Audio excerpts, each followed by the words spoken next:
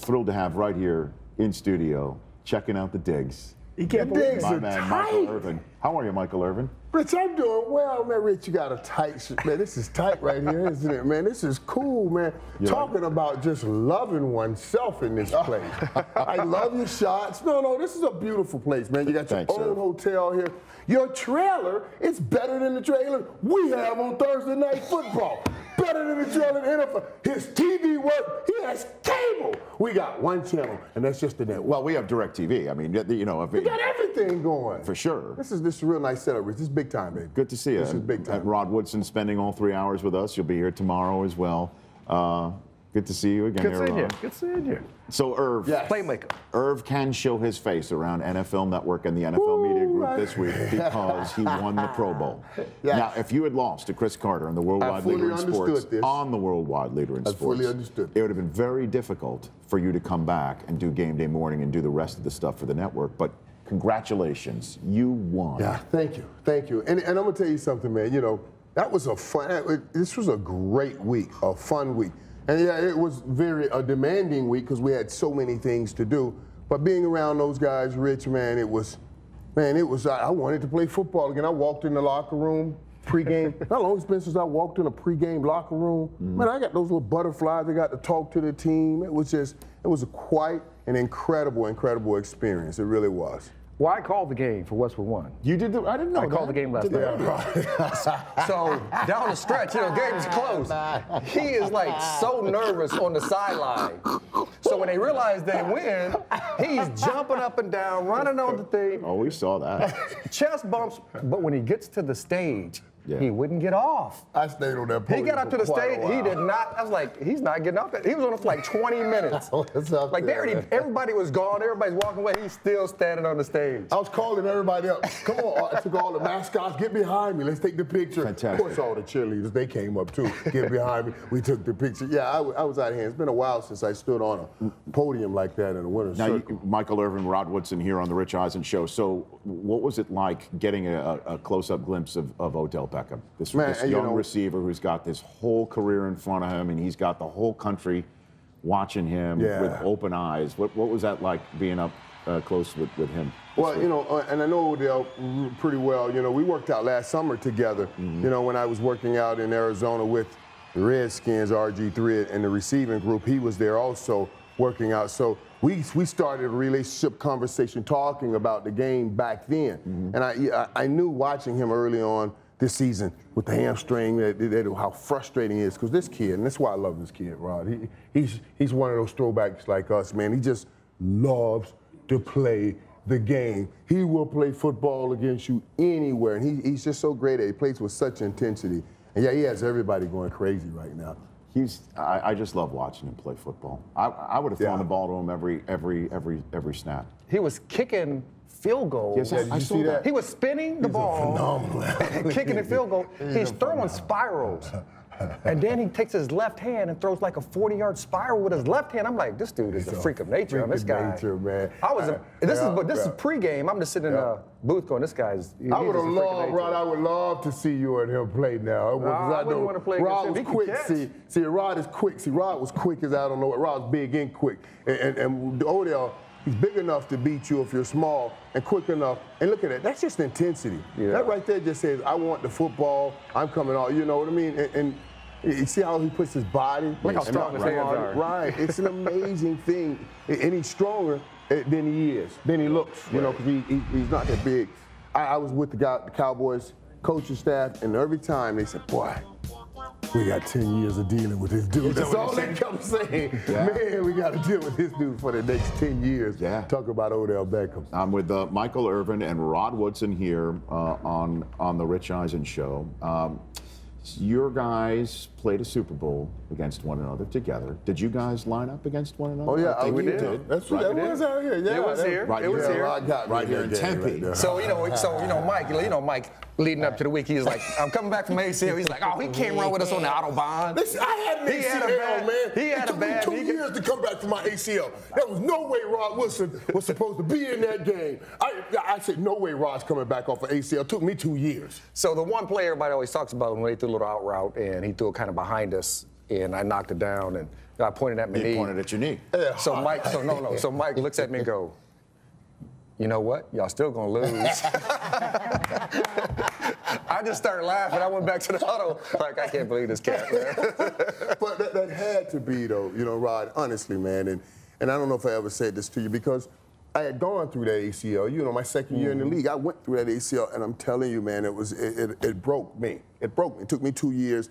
Thought I was going to lose my career. So when you hurt your leg, I was like, that's why I kept saying there's no way this man is not that much greater than me that he can come back in the same season and play in a Super Bowl, when it took me 2 years. But he showed up, man, and he made that play. And I knew I had him on that 5 route. Because I knew he had to be scared with that knee. He had to roll out and turn and run. And I came off hard, expecting him to turn and run. And Rod stayed. I said, he's trying to be tough. Broke out. Rod knocked it down, and then he was just hopping on it, pointing at his knee like this. Yeah, that knee. I said, okay, let's do this, kid. Well, everybody always talks about that, and I always tell them, but you know what he said to me. He said, we're going to lose anyway. We're going to lose anyway. And unfortunately for you, Rod, he was quite right about that. Yeah. But that's uncharacteristic for you to be pointing at your knee and just showing. It was. But he was giving it to me, though. Yeah. He was giving it to me for 2 straight weeks. Yeah, and you talking about I couldn't come back. Something like that, though. You got to tell people about the kind of rehab that takes, man. Oh, that's no joke, is it? That's a beast of a rehab. I wouldn't wish that on my worst enemy. You know, I consider myself to be a strong man. That thing broke me.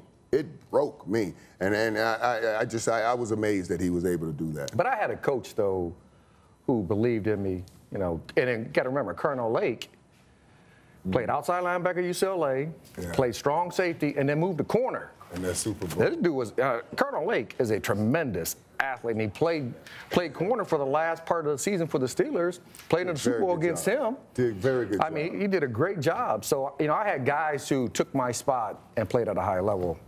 They had a lot of talent on the team. Rod went safety corner. You guys had a lot of talent in that secondary.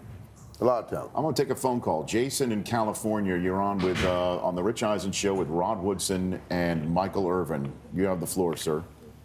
Thank you. It's a pleasure to talk to you guys. I really enjoy the show. Thank you. I wanted to get your guys' take on what the influence that Brandon Browner could have on this game, being that he played for Seattle. He knows their scheme.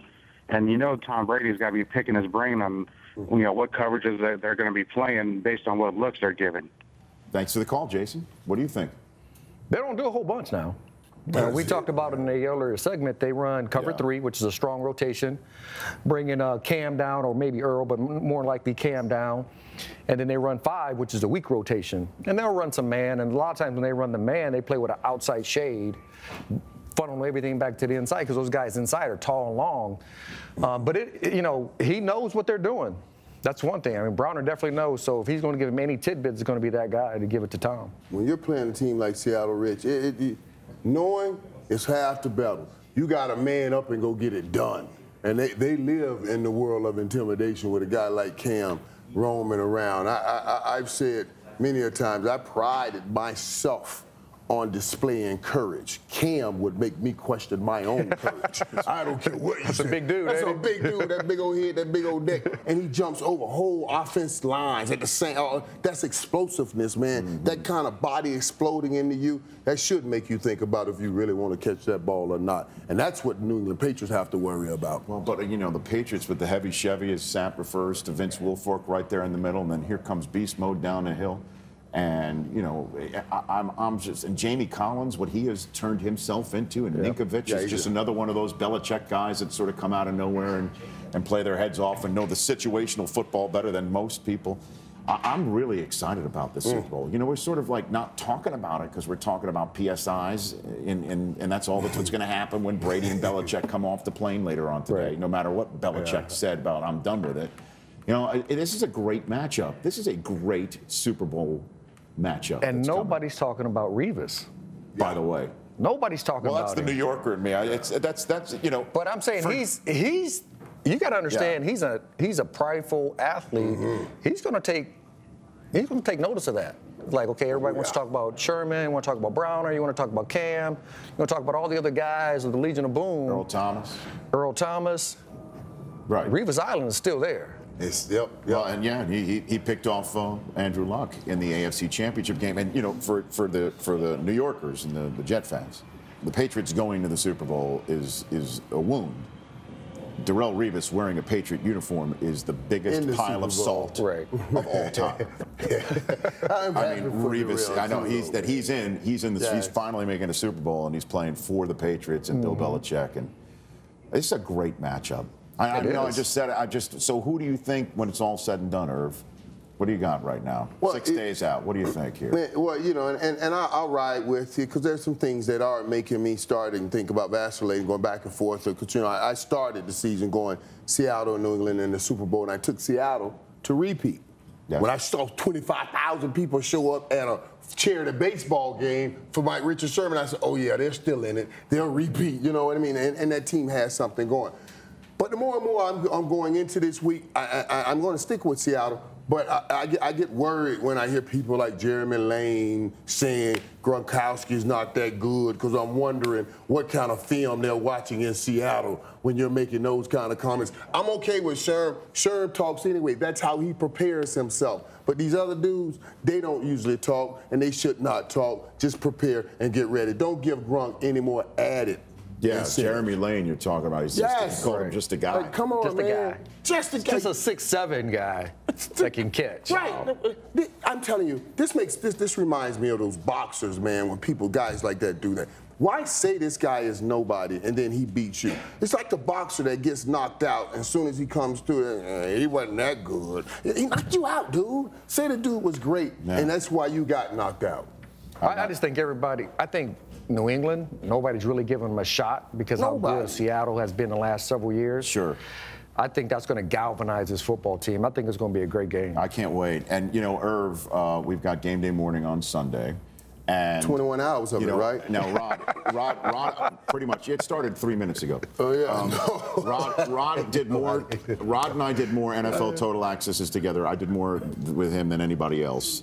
You know, Ken Norton Jr., who's on the sideline with Seattle now, and Lincoln Kennedy, who lives in the area here. This is the guy. So he understands I frequently throw the analysts under the bus when they deserve it. And Irv always accuses me of pointing out some of the things that he says that don't pan out. I am going to say right here and now the biggest thing you hit on, right on the head, this year, preseason version of NFL Game Day Morning, you said the 49ers would be out of the playoffs. Yes. And the Arizona Cardinals would be in. Oh, yeah. And I'm saying that not only just to give you an attaboy as you go out the door here, thank you for coming on the show, but Bruce Arians is standing right on our set. He's going to come up next, and I just wanted him to hear that you did that.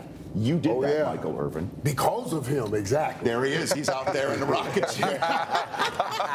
Two-time Super Bowl champion, coordinator of the Pittsburgh Steelers, now of the Arizona Cardinals, is here on the Rich Eisen Show. Thanks for coming, Irv. I really appreciate it. Appreciate you, buddy. You bet. The Rich Eisen Show, weekdays at noon Eastern. On Audience.